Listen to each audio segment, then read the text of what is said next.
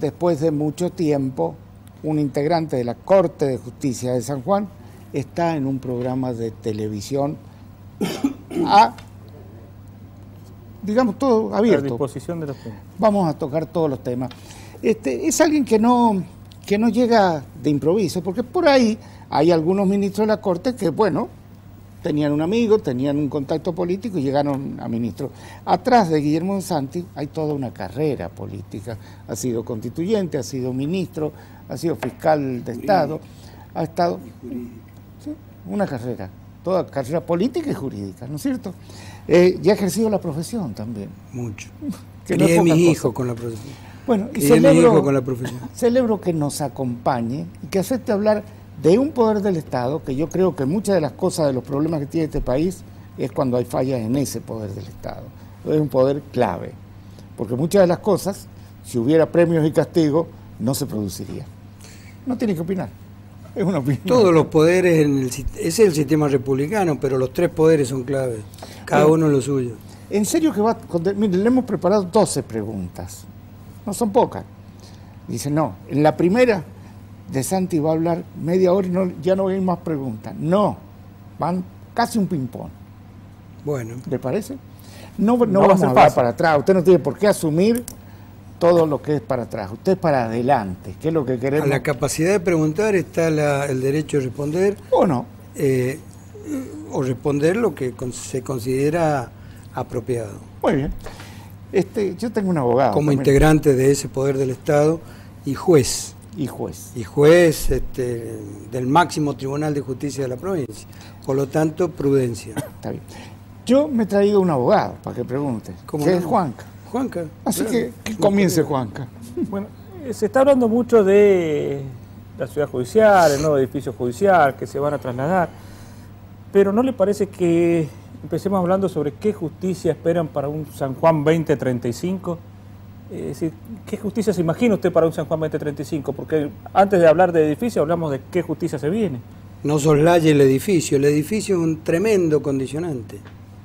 Donde está el Poder Judicial actualmente, edificio 25 de Mayo, no da para más 30 y pico locales alquilados. Para saber qué edificio quieren, entonces no se puede saber. Por ejemplo, ¿va a ser una justicia en donde los abogados van a tener que ir todos los días o se van a manejar con tecnología? No. ¿En donde van a seguir con un sistema penal inquisitivo o va a haber otro sistema penal más cerca de la gente? Tipo ping-pong. Sí. Vamos a la primera. ¿Qué tipo de justicia están permitiendo? Debemos ir al expediente electrónico. Le cuento el expediente electrónico. Hay que ir tendiendo a eliminar el papel, cosa que se está haciendo ya la Suprema Corte de Justicia ha dado avances importantes. La actual Corte de San Juan también está avanzando. Pero me hablan de firma digital como el gran avance hace 10 años. Firma digital, el banco con el token lo tiene, es una cuestión muy sencilla, es un código que se pone. Eso no es avance. Está bien, ahora va a haber firma digital en ejecuciones fiscales de 30 a 40 mil certificados que se van a hacer bajo firma digital por primera vez. Esto lo dejamos dispuesto antes de irme de la Fiscalía de Estado, entre Fiscalía de Estado, que me tocó tomar la decisión, con Renta y el ministro de Hacienda Gattoni, y la Corte, y la Corte que todavía yo no integraba, para ver si las tres partes tienen que estar preparadas para la firma digital. Bueno, habrá pasado, no habrá pasado antes, va a pasar, es el primer paso, y vamos hacia el expediente electrónico. No le quepa duda, en San Juan se va y en todo lado hacia el expediente electrónico. ¿Sabe que esto es muy importante? Porque acá una vez se armó el debate sobre qué tipo de poder judicial necesitamos. Y recuerdo que un arquitecto, Muñoz Dara, le dice, miren, antes de hablar del edificio, dígame el tipo de justicia, porque si usted me va a hacer una justicia digital, necesito muchos menos metros que si me va a hacer una llena de expedientes con jueces abarrotados, expedientes por todos lados. Eso cambia. Con todo respeto al arquitecto, yo digo, los sistemas judiciales y los códigos procesales van a condicionar y tienen que condicionar a la arquitectura. Efectivamente, no es lo mismo el expediente electrónico que el expediente escrito. No es lo mismo la el proceso oral, hacia ahí hay que ir también, hay que oralizar más, hay que tender a la oralidad. Por ejemplo, el proceso laboral, yo era muy joven cuando fui camarista del trabajo en la gobernación de Camus, el profesor Camus, que cometió el pecado laico de nombrarme con 25 años camarista del trabajo, me echó la dictadura de Videla. Era oral el proceso. Era un tribunal de primera y única instancia y era oral. Se retrocede cuando se lo lleva escrito.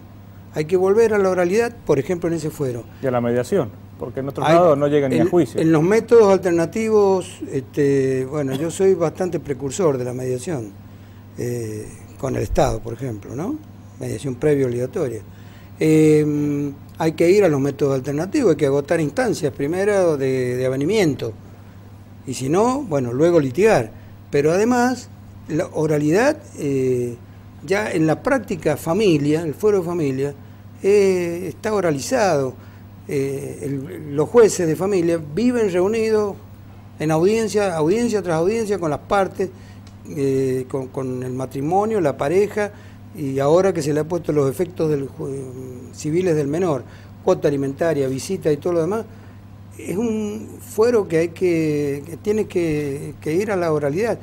En algunas materias de fuero civil, por ejemplo, materia de daños, en realidad habría que poner una mediación previa obligatoria, y hay materias que pueden ser perfectamente llevadas con oralidad, daños y perjuicios, algunos ahora tiene una flagrancia en materia penal, a ver si algunos problemas contractuales.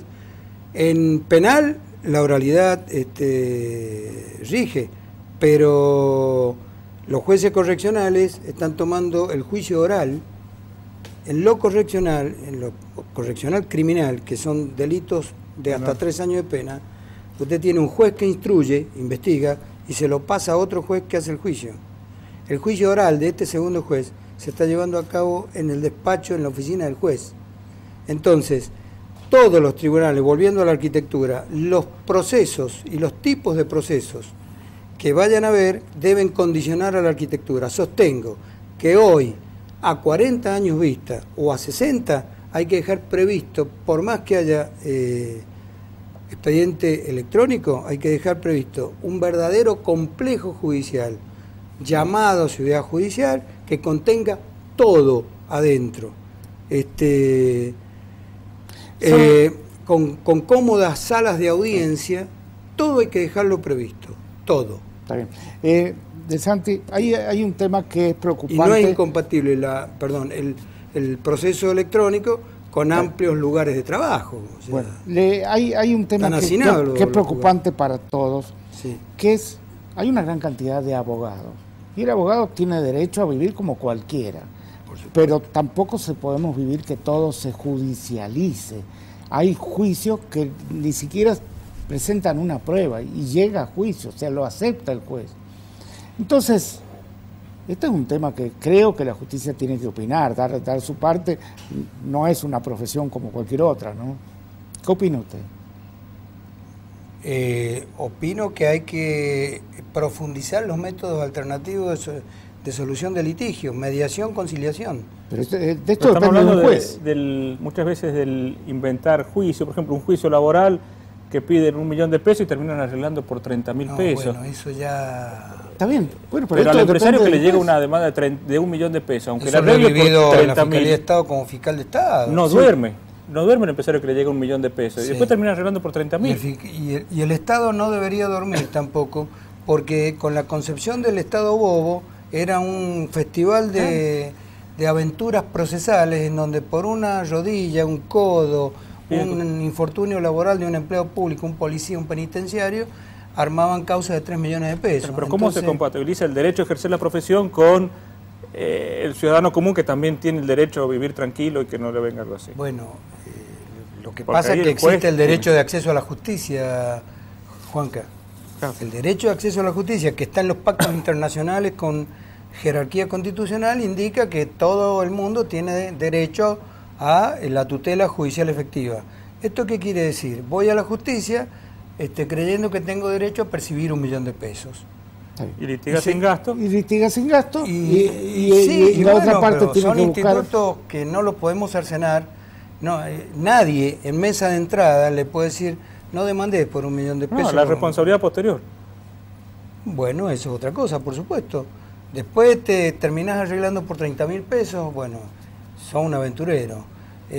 Habrá que, para eso están los tribunales o los órganos de disciplina de los abogados. Digo, hay otros resortes, pero impedir que alguien interponga una demanda por X pesos, para eso hay que, o se concilia, hay que poner conciliación obligatoria previa, hay que explotar más la mediación obligatoria previa como trámite, no es obligación conciliar. No conciliás, vamos a litigar, pero para litigar, bueno, hay que estar a las pruebas, hay que desarrollar el proceso. Y a su vez ahí... Y si del proceso se desprende que era una aventura y que no daba para 1 millón de pesos, o antes de la sentencia termina arreglando por 30.000, y bueno, es una mala praxis profesional. Eso tiene que ser juzgado. ¿Cómo se corrige eso? En principio están los órganos de la disciplina. Está bien, pero la disciplina de la profesión, que la tiene el foro de abogados. Que el foro de abogados pone una multa y tienen que ir, van a la justicia, y es la justicia la que en definitiva... Hay que ser duro, con la mala praxis profesional hay que ser duro. Bueno, eso es una definición. Hay que ser duro. Eso es una definición. Hay que ser duro como se es en todos los órdenes de la vida. Perfecto. A usted por ahí se pasa un pelito con el amarillo en un semáforo y un policía tiene toda la facultad de pararlo y meterle una multa a usted. Pero a su vez, estamos hablando del acceso a la justicia, pero por otro lado... Hay mucha gente en San Juan... Se entiende, ¿no? Sí, Nadie puede impedir que alguien presente una demanda por mesa de entrada. Pero también puede haber un juez que diga, mire, venga para acá. Yo lo he visto en películas, le digo, lo llaman al abogado, me dice, esto así no. Existe, hay una audiencia, porque usted está litigando sea... sin costa, nos está moviendo todo un aparato y usted sabe que esto así no va a correr. No, bueno, un juez no puede prejuzgar, bueno. Ojo, es muy delgada la línea. Pero lo que puede hacer un juez en una audiencia inicial es decir, mire, y lo dicen los códigos, a ver, este exceso de prueba, usted ofreció un número excesivo de testigos, usted ofreció esta prueba informativa, la considero no pertinente, no la voy a tomar, ¿sabe? Esas son las facultades del juez. Lo que no puede es prejuzgar, es decirle en una audiencia preliminar a la parte, usted sabe que esto no va a caminar. Entonces, pero por otro lado, sentencia en ese momento. Eso no se puede hacer. Son temas muy complejos, porque por otro lado estamos hablando del exceso muchas veces de llegar fácilmente de litigiosidad, a la justicia, pero por otro lado, no todos los sanjuaninos tenemos las mismas opciones de llegar a la justicia. Es decir, hay gente que vive alejada, hay que garantizar se le complica. Claro, justicia para todos. Pero ¿qué piensan hacer? Y cuando está en zona alejada, hay que hacer lo que ya se está haciendo. Llevar la justicia a la zona. Usted dirá, bueno, más circunscripciones judiciales, sí, hace falta la tercera circunscripción judicial, pero hay otros métodos para llevar la justicia cerca de la casa de la gente. Se llaman, se le ha cambiado de nombre. Cuando yo fui secretario de Justicia, ya se desarrollaba en Capital Federal las llamadas casas de justicia. En San Juan hay 3 a 4 casas de justicia, ya 3 por lo menos. Hay una en Sarmiento que hizo la punta, con el juzgado de paz de Sarmiento, y el rol de la que era jueza de paz en ese momento, el doctor Dománico. Hay una casa de justicia, así se llaman, casa de justicia. Ahora le han cambiado el nombre, no me acuerdo, pero la casa de justicia es un lugar, un edificio en donde la gente va, hay gente especializada que la conduce, que la asesora, que le hace presentaciones, etc. Hay que llevar la justicia a la zona alejada.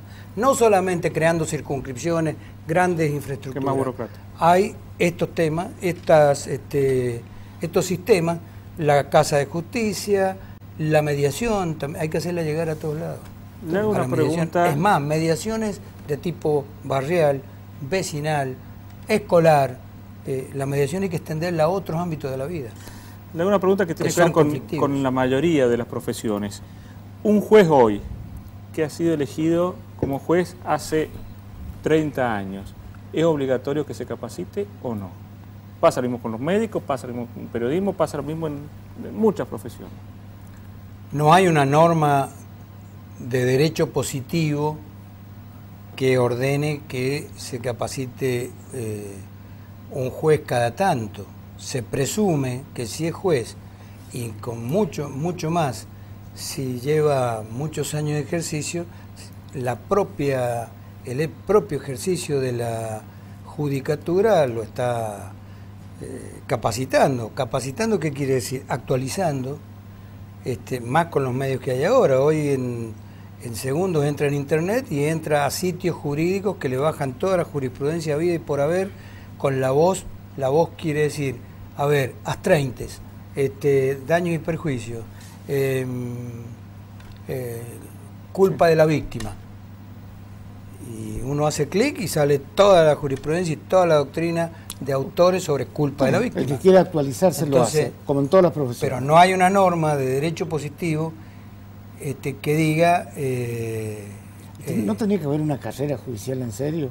Es decir, hay una carrera no, judicial. pero digamos... En España, por ejemplo, es bastante complejo. Para llegar a ser juez tiene que pasar muchos años de la carrera judicial, después para ascender también. Para pasar de una instancia a otra. No es todo política, digamos. No, es otro sistema. No son otros sistemas.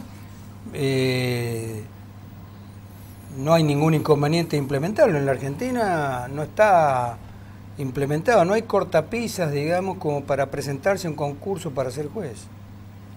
Están los consejos de la magistratura, todo es perfectible, sí. El criticado consejo de la magistratura, hay sistemas en las distintas provincias argentinas, varían los sistemas. Acá en San Juan, para ser ministro o juez de la Corte, del máximo tribunal de San Juan, hay que pasar por consejo de la magistratura.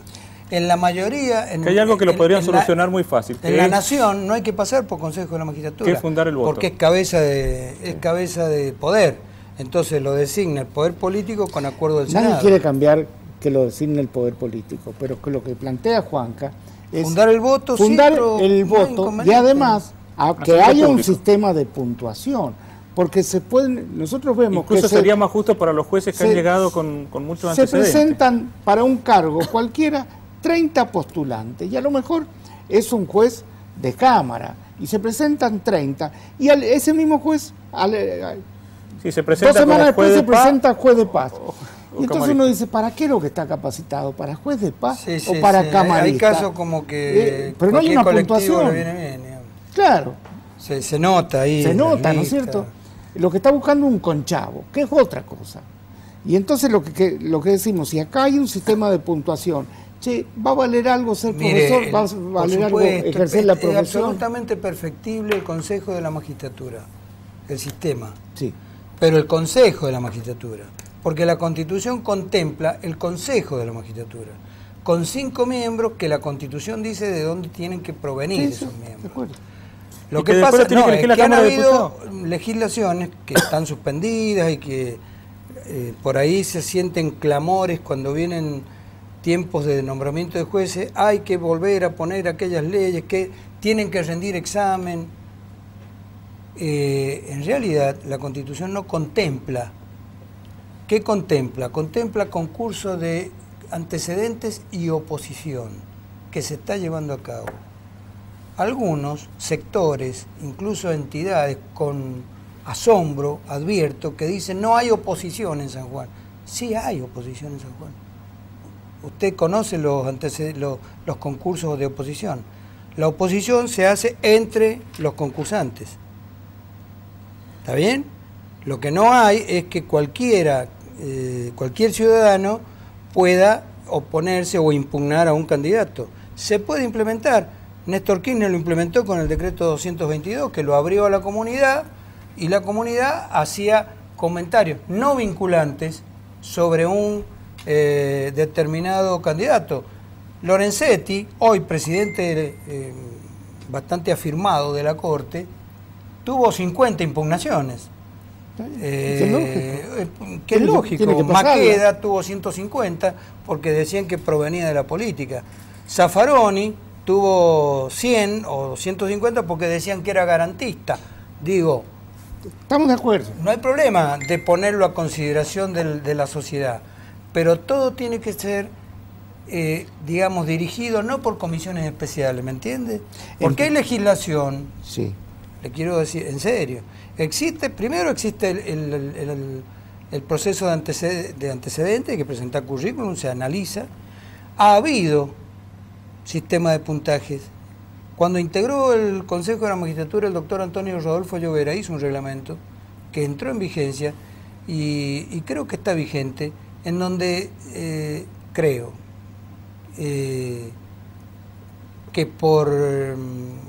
que fija puntajes de acuerdo a las actividades que dice la persona que ha ejercido. Por eso hablábamos de la Haber importancia... escrito un libro tiene tantos Claro. puntajes. El ser académico, el ser profesor tiene tal puntaje. Haber ejercido la profesión. Haber ejercido la profesión tantos años tiene tal puntaje. Pero por eso hablábamos de el la haber pasado importancia... por otros poderes del Estado y conocer el Estado, ¿verdad?, tiene otro puntaje. Usted sabe que esto lo hemos planteado nosotros Pero periodísticamente muchas veces. Ha habido este sistema y no hay pero- inconveniente, pero reitero el concepto. Sí. Todo tiene que quedar dentro de los 5. Está bien, de acuerdo. La Constitución no contempla comisiones especiales, es decir, No. hay una ley que está suspendida que dice los jueces tienen que rendir examen, incluso los postulantes para la Corte. Estamos nombrando un cabeza de poder. Se presume que hay que poner que ese tipo tiene que saber. Tiene que saber derecho y fundamentalmente tiene que saber de gestión y tiene que saber de qué se trata. Pero ¿sabe cuál es un problema? Se presume, dijo usted. De qué se Se trata la presume. sociedad y de qué se Mire, trata el pero Estado. todas las profesiones se Porque presumen. es un poder del gobierno del Estado. Pero Mira, ¿sabe El cuál es un poder problema judicial grave de es un todo poder esto? del gobierno del Estado. Que es un poder... No es dentro- solamente repetir como el loro la materia tal de derecho. Ojo, Pero mire, ¿sabe cuál es un es problema? un poder del gobierno del Estado. Esta es una república. Entonces es importante que se den a conocer esto. Por La eso división de nosotros es que poderes, sí. tanto hemos dicho, los jueces de la Corte tienen que comunicar, no pueden vivir encerrados en sus oficinas. Ese es otro tema, ya termino este. ¿Por Mire, qué? Porque la ley si eligen a suspendida, un juez y nadie sabe por qué lo eligió, nada más que porque tenía no hay inconveniente. amistades, es un problema. Se puede poner, Si fundar se el elige voto. familiares en la justicia y no se le dice, miren, hemos elegido este que es familiar, pero aparte tiene todos estos antecedentes, Y que no es un pecado. Que sea también la por gente supuesto. dice, miren, la justicia es para los familiares de los que están ahí adentro. Entonces, por eso es importante comunicarlo. No puede estar callada la sociedad, la Corte. Por eso celebramos que usted esté acá esta noche. Bueno, Realmente- si usted me permite, yo puedo abordar el tema de la comunicación. Sí. Sí, Estoy por de supuesto. acuerdo, la Corte tiene que comunicar, especialmente la gestión. Pero quería terminar otro concepto. La ley suspendida, aquellas leyes que se suspenden y que tanto se critica, es que no están en la Constitución, porque contemplaba esa ley, por ejemplo, el tener que rendir examen ante académicos, las universidades. Y la primera pregunta es, ¿quién es capaz de tomar el examen? A ver, ¿quiénes son? ¿Qué trayectoria tiene? ¿Qué que- trayectoria tiene el que toma Bueno. examen? Porque también hay que examinar al examinador, Eh, no solamente al Santi, postulante. Estamos totalmente de acuerdo. Eso Creemos- lo dijo el doctor Cabral cuando vino el otro nosotros día. desde acá hemos dicho, hay profesores que se recibieron y empezaron a ser profesores y nunca Por ejercieron, ejemplo, nunca. Entonces esto es En definitiva, es el Consejo de la Magistratura son 5, eso es lo que dice la Constitución. Si hay que tomar examen, lo tiene que tomar el Consejo de la ¿Cómo Magistratura. Ahí se tiene Está que bien. producir. ¿Cómo ve usted que, por ejemplo, Todo lo demás está bien. el foro de abogados... Y ya cuando quiera abordamos la comunicación. El foro de abogados haga una votación particular cada vez que se elige un Es su cargo. derecho. Está en su derecho. Consultar a las bases, como se dice, consultar a sus afiliados. No es vinculante, pero bueno. No es vinculante. pero crea un clima. Creo que es una reacción a que no son fundados los votos. Es un órgano que nuclea a la luz de aquellas leyes de colegiación obligatoria y que tiene el control de la matrícula y que tiene el control de la disciplina, el foro de abogados. Ojo, antes lo tenía la Corte, ahora lo tienen los a la luz de las leyes de colegiación obligatoria, tienen el control de la matrícula, hay que matricularse ante el foro, Sí, sí. y el de la disciplina. Siempre y cuando no apele a la justicia, porque también apelan a la justicia. Bueno, es que Sí. El principio de la segunda instancia tiene que estar en todo el mundo. La persona tiene derecho a alguna segunda instancia. Le vamos a proponer algo. Respire, tome agua, tómese 3 minutos del corte porque vamos a hablar de... Ustedes también respiren. El privilegio de los jueces que no lo tiene el ciudadano común. Ya volvemos. Pero bueno, lo que se trata es que te respeten. 20 años de La Ventana, más de 3.000 programas. ¿Quién no pasó por acá? Nos faltaban los integrantes de la Corte. Hoy De Santi marca un antes y un después. Lo que habría que ver también, después le vamos a preguntar si tiene que ser tanto rotativa la presidencia, si no por ahí, dejemos que alguien esté 2 o 3 años y que marque una impronta, ¿no? Pero ese es otro tema. Vos prometiste que ibas a meterte con temas que no sé si le van a ser gratos al ministro De Santi. El juez tiene que impartir justicia, pero también tiene que demostrar muchas veces sacrificio. Es decir, un juez no puede ir a un casino. Un juez no puede tener ciertas actitudes públicas que podría tener otra persona, por su grado de juez. Pero cuando a la gente le dicen, miren, los jueces tienen asegurado el 82% y ustedes no. Los jueces no pagan impuestos a las ganancias y ustedes lo tienen que pagar. Los jueces son los únicos empleados públicos que no están obligados a estar en la obra social provincia, con lo cual ese sistema solidario se rompe. Los jueces tienen 45 días de feria. Los jueces a veces no tienen que cumplir leyes. Por ejemplo, hay una ley que dice que a los 75 años se tienen que jubilar. La jueza Jailton de Nolasco dijo... La Constitución lo dice. En el 94, que yo fui convencional constituyente, lo pusimos en la Constitución Nacional, a la cláusula pero la jueza Jailton de Nolasco dijo que no dice que se tiene que ir el día del cumpleaños.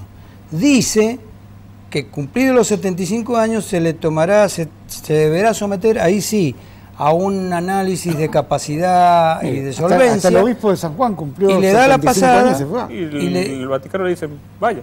Pero me siguen lo que digo. Sí, pero no 75 quiero años, que se detenga... otro concurso, otro acuerdo del Senado y puede seguir. El juez no tiene que cumplir la ley. En este caso los 75 años, en el caso de que no tiene que estar en la obra social provincia, en el caso de que no tiene que pagar es que está cumpliendo la ley, usted puede discutir la ley, todas esas cosas no paga ganancia por una acordada de la Corte. No, bueno. No es una ley, es una acordada. Es una norma entonces. Y bueno, sí, no es una ley por los mismos jueces. Pero es una... Usted me deja a mí que yo ponga que tengo que cobrar el 82% móvil y lo voy a hacer. Los jueces lo pueden hacer, yo no. La ley 24.018 de Justicia Nacional, a la que están equiparados los jueces provinciales, de la mayoría de las provincias argentinas, dice que tienen derecho al 82%. Está en el derecho. Que es bueno que tengan los jueces, pero también es bueno que lo tenga el que está en su casa y también lo tenga. Juanca, a ver, o hacemos un análisis legal o hacemos un análisis de lo justo, de lo conveniente, en este caso más por lo justo, de lo social, de lo socialmente justo, de lo equitativo. Ustedes dicen, no cumplen la ley los jueces. Es un error, con todo respeto. Todas las cosas que usted ha indicado están previstas en normas jurídicas. El impuesto a las ganancias, los 75 años, etcétera, etcétera. Lo de los 75 años fue suspendido por la propia Corte Suprema de Justicia de la Nación por obra y gracia del doctor Fait. Fait planteó que la cláusula, suspender la inconstitucionalidad de la Constitución. Sí. Fait. Bueno, pero ¿qué piensa usted de todo esto? Creo que el impuesto a las ganancias debe ser tributado. Creo que el tema de la edad no tiene que ser una limitante automática. Llegado a los 75 años, hay que cumplir la Constitución. En la Constitución sigue escrito eso, Entonces, llegado a ese caso, hay que hacerle un breve examen, un nuevo escrutinio a esa persona. 75 años, hoy en día hay gente de 75 años muy lúcida y muy capaz. Pero, por ejemplo... Entonces, se le hace se le renueva el acuerdo. ¿Se le renueva el acuerdo o no? A ver, se le hace entrevistas, que tengan la antigüedad de que tienen el título y no el trabajo. Es decir, un juez empieza... Usted, juez, tiene la antigüedad de que se recibió de abogado. Sí. y la antigüedad suya en la justicia es un mes. No pasa en otro trabajo. No, pero... Usted tiene que justificarlo, De Santis, pero yo sé cuál es su pensamiento personal. Pero hoy está como ministro de la Corte. No tengo que justificarlo. Le debo decir, mire, está en la ley y así está. Ahí está. Al que hay que darse el debate si es una ley justa. No todas las leyes son justas. Si es una ley justa o no es una ley justa. Pero la antigüedad como abogado y tiene su razón de ser. Está bien. Bueno, vamos a suponer que eso sí, pero no es una cosa extraterrestre. Tiene su razón de ser. Puede ser opinable. Sí. ¿Es equitativa, no es equitativa? ¿Es justa, no es justa?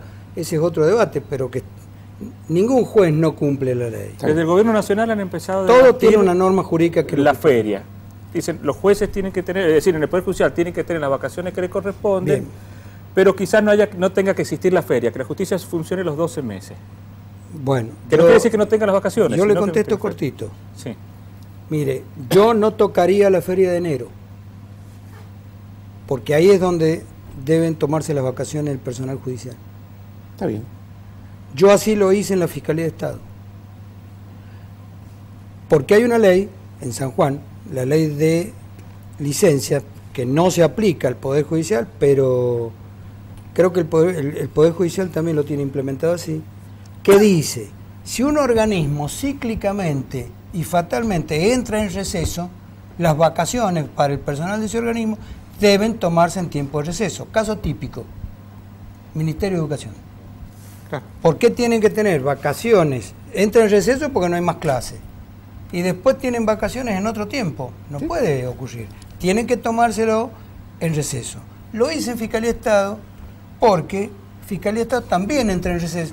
Fiscalía de Estado es la otra cara de la moneda del Poder Judicial. Funciona en los tiempos del Poder Judicial porque es el bufete de la abogacía estatal que defiende al Estado. Tiene que tener abiertos tribunales para poder litigar. Cuando tribunales se cierran y quedan las guardias mínimas, también en Fiscalía quedan las guardias mínimas porque no hay litigiosidad prácticamente. Entonces, ahí es donde deben tomarse en tiempo de feria las vacaciones. Si usted elimina la feria de enero, va a tener el Festival de las Vacaciones en abril, en mayo, en junio, en julio, Playa del Carmen en agosto, qué sé yo. ¿Me entiende? Siempre va a estar Rengo. Es un clásico eso. En serio se lo digo. ¿Y en julio? ¿La feria de julio? Y en julio no está escrito y técnicamente no es una vacación. Está escrito que debe ser para poner al día a los juzgados, los cuerpos jurisdiccionales. Pero al mismo tiempo no se puede hablar de morosidad judicial para ponerse al día. Feria que no se pone al día. Mire, la morosidad judicial no lo va a arreglar con 15 días de julio. Lo de enero es otra cosa. Lo podemos compartir porque nosotros en el Nuevo Diario también paramos en el mes de enero. Tómense las vacaciones en tiempo de receso. Mantener un mismo nivel. Porque si no, ¿cómo no, era? No la feria de julio. Esas son doble vacaciones. ¿Cómo era? ¿Cómo era? No voy a trabajar porque estoy en feria. Yo lo he hecho como abogado, digo, me tomaba el mes a veces cuando los niñitos eran chicos. Sí, sí. ¿No? Y sí, porque no tenés en enero, si vivís del estudio, tenés el estudio cerrado, tribunales cerrados. Y a veces, bueno, te vas de vacaciones. Entonces, ¿por qué feria no voy a trabajar? Pero después las vacaciones como instituto laboral, como instituto del empleo público, de derecho del trabajo y de la relación del empleo público, existe el instituto de vacaciones, descanso porque el trabajador tiene que descansar. Entonces pido las vacaciones en mayo porque tengo pautado un viaje. Y entonces viven de vacaciones, pero además está la feria. No, tómense las vacaciones en la feria. Y la de julio está puesta para que los juzgados y los cuerpos, los órganos jurisdiccionales se pongan al día. Que tampoco alcanza... Hay jueces que lo van a hacer y hay juzgados que se van de vacaciones. Efectivamente, así es. Como hay jueces que trabajan en la tarde y jueces que no. Así es, así es. Lo que hay que hacer es normatizar. No se puede poner todo en la misma bolsa porque hay jueces que trabajan muchísimo en la tarde. Así es, y otros que no. Así es. Guillermo, ¿qué tipo de personal está incorporando a la justicia? ¿Hay un perfil o es por otras razones?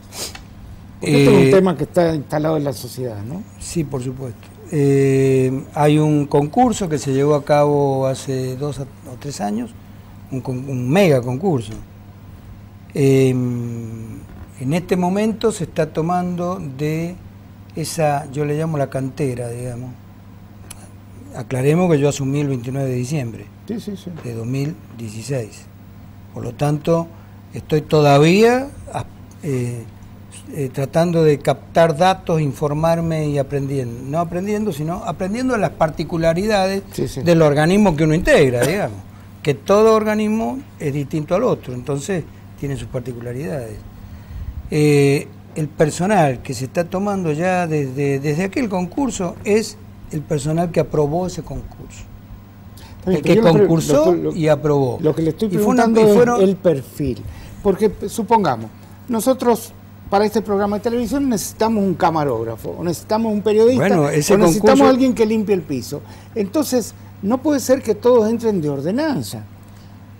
Y que al poco tiempo se capaciten y esa ordenanza pase al cargo general. El perfil no es cierto que todos entran de ordenanza, bueno, pero no ¿qué tipo de personal pero hay muchos que necesita? entran como ordenanza y pasan. El propio concurso fijaba las pautas. Por ejemplo, hay quienes proponen que entren estudiantes de abogacía de tercer año más o abogados. Porque es gente que ya está con un perfil de que va a ser abogado. Pero a lo mejor no son necesarios todos abogados. ¿Por qué? O estudiante de abogacía, porque dice, bueno, por lo menos alguien que va con ese perfil. Es una propuesta. Necesitan un especialista en seguro. Yo no la suscribo esa propuesta. Que todos sean estudiantes de abogacía es discriminatorio a otras personas porque además en tribunales no solamente juega el derecho. En la práctica profesional, se lo digo, se topa todo el día con situaciones de la vida real donde usted necesita un perito. Los abogados hemos vivido y vivimos. El litigante vive interactuando con los médicos, por ejemplo, porque son peritos en las causas. Con los psiquiatras, psicólogos, que son los psicólogos no, pero psiquiatras médicos, psicólogos, ingenieros. Un ingeniero le calcula la velocidad que venía un automotor de acuerdo a la rugosidad del pavimento y de acuerdo a las condiciones climáticas y meteorológicas que había en el día del accidente, y ese es un perito, y son ingenieros. Digo, que haya la posibilidad, poner una norma que diga determinado porcentaje de personal debería ser estudiante de Derecho, al pelo. Pero hay que darle oportunidad a todos, porque si no, cerrarlo a un coto privilegiado, eso es más o menos parecido al voto calificado. Esta pregunta, votan los estudiados. Esta pregunta que la preparó Juanca, y creo que si hubiera sido de otro de los ministros, no, pero usted ha estado de los dos lados del mostrador, y entonces es muy pertinente la pregunta, Juanca. Hacela vos. Si un juez puede fallar sin tener en cuenta el entorno, por ejemplo, quizá es justo reclamar que tras 30 años de emergencia provincial, esa ley o esa normativa de la Cámara de Diputados tenga que ser dejada de lado. Pero al otro día quizás el Estado provincial tiene un déficit de juicios que le embargan las cuentas que no puede funcionar. ¿Qué piensa con respecto a eso? Al juez, a lo que dice la ley, pero a lo que pasa también en el entorno. Y el caso de expropiación es un caso típico también. Claro, bueno, yo en mi alegato final en el jury al doctor Carlos Macchi le puse, y además también en todo el devenir de la megacausa lo hemos puesto de resalto en escritos y verbalmente en el alegato, los jueces tienen que hacerse responsables por las consecuencias de sus sentencias. Se tiene dicho que por doctrina, por autores, y hasta por jurisprudencia, la Corte Suprema lo ha dicho, que una sentencia es un acto de gobierno. Fíjense. ¿Saben por qué? Porque el Poder Judicial es uno de los poderes del gobierno del Estado. Cuando Montesquieu inventó la República, luego de la Revolución Francesa, para que la monarquía absoluta, un monarca no tenga todo el poder, lo difundió en 3 departamentos del gobierno: ejecutivo, legislativo y judicial. Entonces, el Poder Judicial es uno de los departamentos del gobierno del Estado. A su vez también es un servicio hacia el pueblo. Y la Corte, fundamentalmente, es el órgano político del Poder Judicial. No hay que tenerle miedo a esa palabra, en términos no de política partidaria, sino en términos de políticas públicas. Es un poder de política de Estado. Por eso que tienen que... Un poder del gobierno. Por eso hablábamos recién de la importancia de comunicar cosas que quizás Yo estoy Lo ha hecho la totalmente Corte de acuerdo. y no La se ha Corte comunicado. tiene que comunicar, los tribunales, las Cortes, en mi opinión personal, tienen que comunicar la gestión. Si usted pone un ladrillo, diga por qué puso el ladrillo. Si usted hizo una obra, comuníquela, porque además se hacen cosas importantes que nunca se conocen porque no se comunican. Por lo tanto, para la sociedad es sinónimo a estos no hicieron nada. Hay que comunicar la gestión. Las sentencias también hay que publicarlas. La Corte Suprema, en su página y en el Centro de Información Judicial, los dos le pertenecen a la Corte Suprema, publican la sentencia. Lo que considero que no cabe es en los actos jurisdiccionales. La gestión hay que comunicarla. Y Sí, lo el puede juez no hacer puede entrar a un debatir cada cortista cosa. mirando a cámara diciendo el fuero de flagrancia y hemos comprado la casa para que funcione el fuero de flagrancia porque vamos hacia la investigación fiscal de los fiscales, el sistema acusatorio, pero además es un fuero especial para aquellos que lo encuentran con las manos en la masa, cometiendo en ese momento el delito, de infragante delito, digo, o flagrante delito. Esas cosas se tienen que comunicar. Lo que creo que en la actividad jurisdiccional, cómo y por qué se falló tal caso y los fundamentos del caso, el juez ahí sí habla por su sentencia. Lo que no cabe... Que a veces la puede explicar también. Sí, con mucha limitación. Porque si no, si vamos a entrar a polemizar... No polemizar, muchas veces explicar porque hay casos que conmocionan y hay muchos jueces... sí, claro. Ojo, hay muchos jueces de San Juan que vienen acá y hablan de lo que han hecho sin ningún problema y sin entrar en ningún... Jueces y fiscales. Sin entrar de y ni intereses. adelantar Sí, opinión. Sí. Sí, pero en principio ahí sí juega la regla, el juez habla por su sentencia. Que con la era de la comunicación y con inquietudes periodísticas, especialmente en casos de enorme envergadura y de impacto y conmoción social e institucional, económica, etcétera, se puede explicar lo explicable sin romper o pasar los límites de un juez, digamos, ¿no? Sí. En cuanto a las consecuencias de la sentencia, no cabe que un juez se abstraiga del entorno social para emitir una sentencia. Esta es mi opinión, la he expresado así, y la he expresado y la he fundado en fallos reiterados de antiguo por la Corte Suprema y la Corte Local. Los jueces tienen que mensurar las consecuencias de sus sentencias. Y la causa expropiaciones es un ejemplo. Yo vengo de un banco de pruebas, ¿qué es eso? Ahora no tengo nada que hacer ya. Terminó para mí la causa expropiaciones. Terminó para mí. Sí, porque incluso como juez no puede actuar. Como juez no podría actuar, soy juez de la Corte, eso va a llegar alguna vez a la Corte como que ha llegado y va a seguir llegando, y luego viene el juicio oral y público en lo penal y van a haber causas en lo contencioso administrativo que ya se han iniciado. Hará 2 meses antes de dejar la Fiscalía de Estado, iniciamos unas 20 causas pidiendo la nulidad absoluta e insanable de las causas de expropiaciones, del juicio de expropiación en sí. Porque lo penal está muy lindo. ¿Hay delito, no hay delito? ¿Y quién es el autor? Y los partícipes. Y ahí se agotó el objeto procesal de lo penal. Usted tiene que ir al fuero contencioso administrativo, civil, quiere llamarle, el fuero común, en este caso el especializado del contencioso administrativo, para pedir la nulidad de esos juicios. Porque si Parque de Mayo, está bien, lo penal va a dictar su sentencia, pero Parque de Mayo está abierto y está vivo.